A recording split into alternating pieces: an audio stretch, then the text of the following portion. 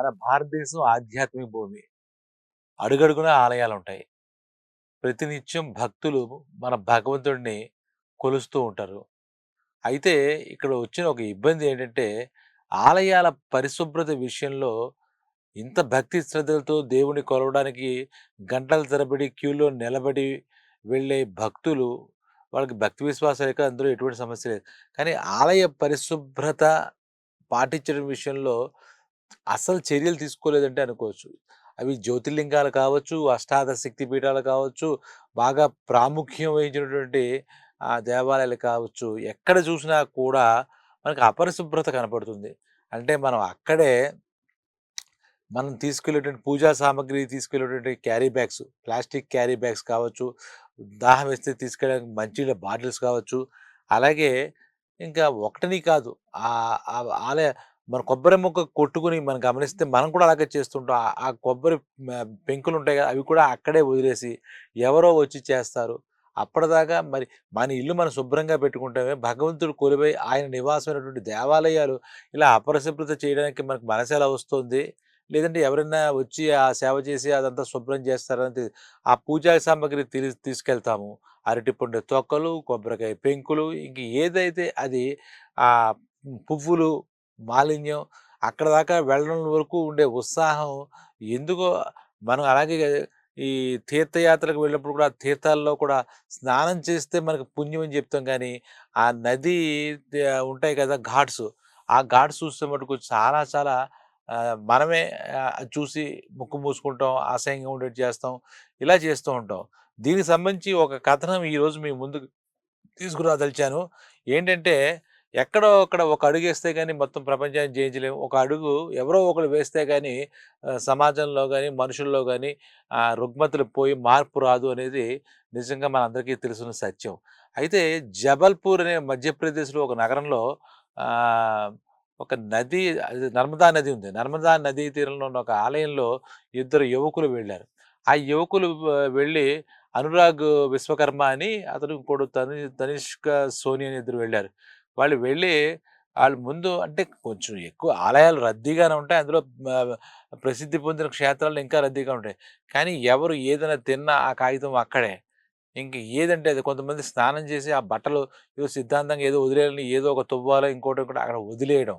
అలాగే ఘాట్లలో చూస్తే స్నానాలు చేసి ఆ నది పవిత్రత, పరిశుభ్రత పోతుంది కూడా ఆ షాంపూ ప్యాకెట్లు అవి చింపి అక్కడ స్నానం చేసి అక్కడే పడేయడం.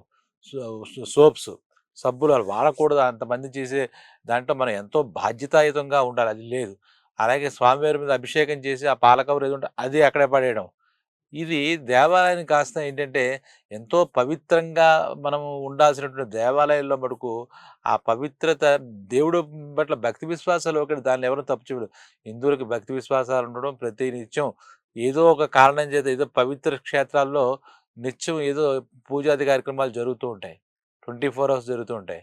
దానికి తోడు ఈ పరిశుభ్రత ఈ చుట్టుపక్కల వాతావరణాన్నంతా పాడు చేసి, మనకి ఎందుకో తెలీదు ఇవన్నీ తెలిసుండి చేసే తప్పులంటున్నాను నేను చెప్పేది.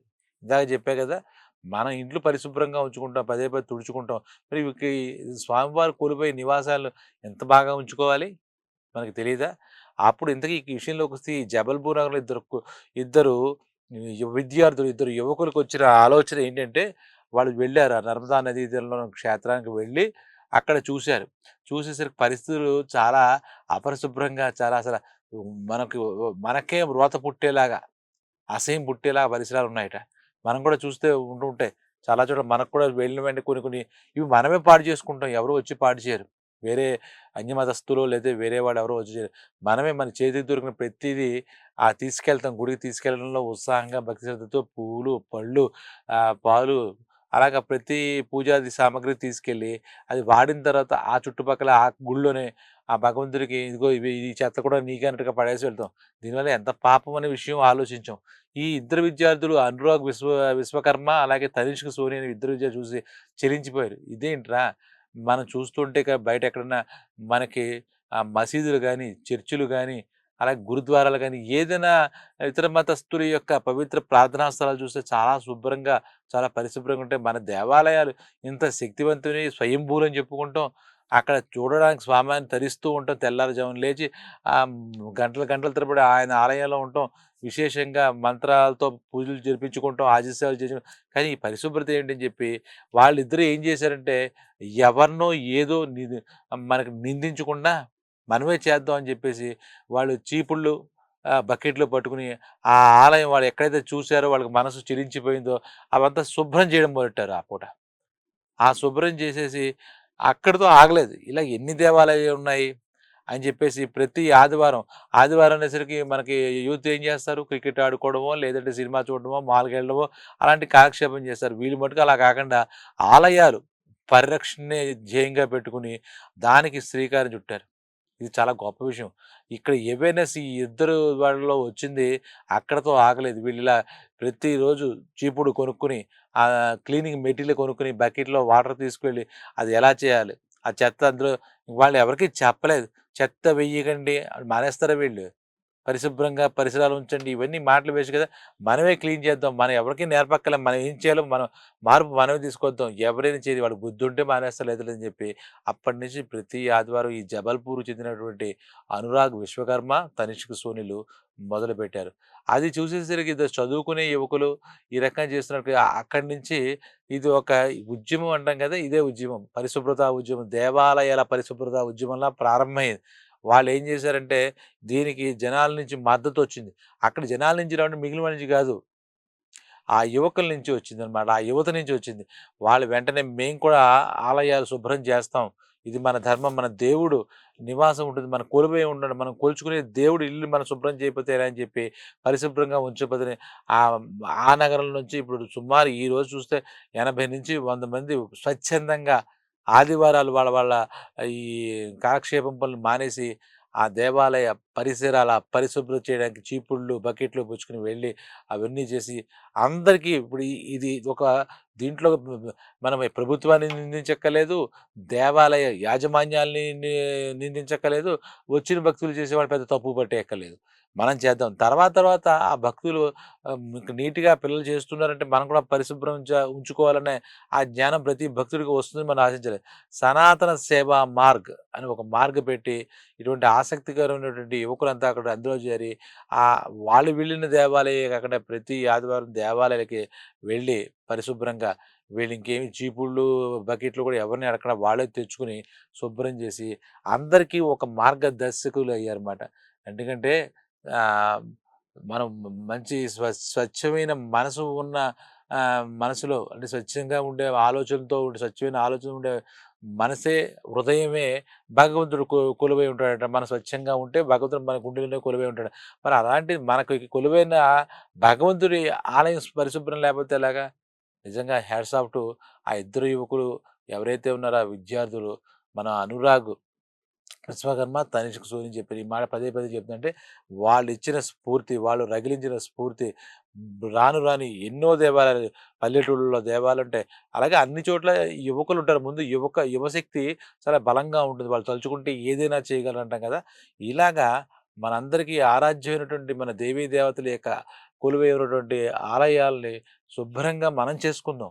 పరిశుభ్రంగా ఉంచడం అనేది వచ్చిన భక్తుల యొక్క మాట. ఎవరో వాళ్ళు పనిచేసేవాళ్ళు వస్తారు. స్వీపర్స్ వస్తారు. ఏదో చేస్తారు. ఎప్పుడు చేస్తారో కానీ మనం నిత్యం చెత్త పోయడం వాళ్ళెవరో వచ్చి చేస్తారు ఊహించడం తప్పు కాబట్టి మనమే నడుం కట్టాలి. మనమే చీపురు పట్టాలి. మన భగవంతుడు మన ఆధ్యాత్మికంగా మనం కొలుస్తున్న భగవంతుడు ఉన్న ప్రదేశాన్ని మనం శుభ్రం చేసుకోవాలని ఈ ఆలోచన సనాతన సేవా మార్గం ఇది కూడా అద్భుతమైనటువంటి సేవ. ఆలయాలు చిమ్మి, ఆలయాలు ఊడ్చి, ఆ దుమ్ము, ధూళి లేకుండా అలాగే ఆలయాల్లో చెట్ల నుంచి ఆకులు పడిపోతూ ఉంటాయి ఒక్కసారి. అవి కూడా ప్రొక్యూరయ్యి అది కూడా కొంచెం చెత్తలా కనపడుతుంది. అలాగే తీసుకెళ్ళిన పువ్వులు మాలిన్యం కూడా అక్కడే పడేసి పోతుంటాం. ఇవన్నిటికి స్వస్తి పలకాలి అంటే మార్పనేది ఒక్కళ్ళో మొదలైనా అది లక్షల్లో అలా అలా పెరుగుతుంది కాబట్టి దీన్ని వాళ్ళని అభివృద్ధి ఇంకోటేంటంటే ఇది ఎలా తెలిసిందంటే ఆ ఇద్దరు యువకులు ఈ పని చేస్తూ ఒక వీడియో చేసి అందరికీ విజ్ఞప్తి చేస్తూ ఆ వీడియో పెట్టారు. ఆ వీడియో అది వైరల్ అయింది. సనాతన ధర్మం అంటే ఏదో కబుర్లు చెప్పడము, మాటలు చెప్పడము, ఏది మాది ఇదని చెప్పి మనం ఏదో గొంతు చించుకోవడం కాదు. సనాతన సేవా మార్గం మన దైవానికి, మన ధర్మానికి మనం సేవ చేయడం కూడా సనాతన ధర్మంలో ఒక అంతర్భాగం కాబట్టి, మనం పూజించే దేవాలయాల్లో దేవుళ్ళు కొలువై ఉన్న దేవాలయాలు పరిశుభ్రంగా ఉంచాలి. ఈ మిషన్ మొత్తం భారతదేశం అంతా ఉండాలి. ఎందుకంటే భారతదేశం అంతా ఆలయాలున్నాయి. ఆలయాల్లో దాదాపు చాలా ఆలయాలు అపరిశుభ్రంగా ఉంటాయి. శుభ్రంగా ఉండవు. ఎందుకంటే మనం పాడు చేస్తాం కాబట్టి. కాబట్టి మన యువకులంతా ఈ ఇద్దరు యువకులకి కలిగినటు ఈ ఆలోచన భగవంతుడే కలిగించాడేమో ఈ ఆలోచన. మనం కూడా వాళ్ళలాగా వెళ్ళి సనాతన సేవా మార్గంలో మంచి పేరు సనాతన సేవా మార్గం పెట్టారు. చేయాలి. వాళ్ళ వీడియో వైరల్ అయింది. అది కూడా మీరు కావలిస్తే చూడండి. వాళ్ళిద్దరూ చెప్పింది మేము ఇలాగ చర్చిలు, మసీదులు, గురుద్వారాలు ఇలాంటివన్నీ జైన్ మందిర్లు చాలా శుభ్రంగా ఉంటాయి అని వాళ్ళన్నమాట 100కి 100% నిజం. మన మన దేవాలయాలు చాలా కట్టడాలు గాని విశేషంగా ఉంటాయి. చాలా అద్భుత కట్టడాలు. ఎక్కడా దొరకదు ప్రపంచంలో. అటువంటి కట్టడాలు మన పూర్వం నుంచి మన దేశాన్ని పరిపాలించిన మహారాజులు, చక్రవర్తులు కట్టి మనకి మిగిల్చారు. హెరిటేజ్ అది మన హెరిటేజ్. మన సంస్కృతి, మన వారసత్వం. భారతదేశం యొక్క వారసత్వం. అటువంటి ఆలయాల్ని, ఆలయ పరిసర ప్రాంతాల్ని పరిశుభ్రంగా ఉంచండని నేను విజ్ఞప్తి చేయలేదు. శుభ్రం చేద్దాం. ఆదివారం ఏదో కొంత సమయాన్ని ఇప్పుడు ఇక్కడ యువకులకు నడుం కడుతున్నారు. యువకులే కాదు ఓపికన్న ప్రతి ఒక్కళ్ళు ఇది ఒక సేవలో అంతర్భాగంగా పెట్టుకొని మన జీవితంలో మన స్వామివారు పరిశుభ్రంగా ఉండాలి. మన భక్తి శ్రద్ధతో కూర్చున్న జ్ఞానంతో ఆ ఇద్దరు యువకులు ఇచ్చిన స్ఫూర్తితో ముఖ్యంగా ఖాళీ ఉంటుంది కదా! ఆదివారం కనీసం మన కోసం మనం ఉంటాం కదా! మనం మన కోసం మనం ఉన్నప్పుడు మనందరినీ కాపాడుతున్న భగవంతుడిని ఆలయ పరిసరాలు పరిశుభ్రించడానికి మనం ఆ సేవకి అందరూ పూనుకోవాలి. ముఖ్యంగా యువతలో ఒక మేలుకొలుపు వచ్చింది కాబట్టి, ఈ యువత మొత్తం మన దేశం అంతా కూడా ఈ ఈ ఇవి చూసుకొని ఆలయాలకు వెళ్లి దర్శనం పెట్టుకొని మన కోరికలు చెప్పుకొని కొబ్బరికాయ కొట్టి వచ్చేయకంట ఆలయాల పరిశుభ్రత ఎలా ఉన్నాయని చెప్పి, మన తోచిన పరిశుభ్రత కోసం సేవ మనం అందించాలని చెప్పి కోరుతూ జై జగద్గురు.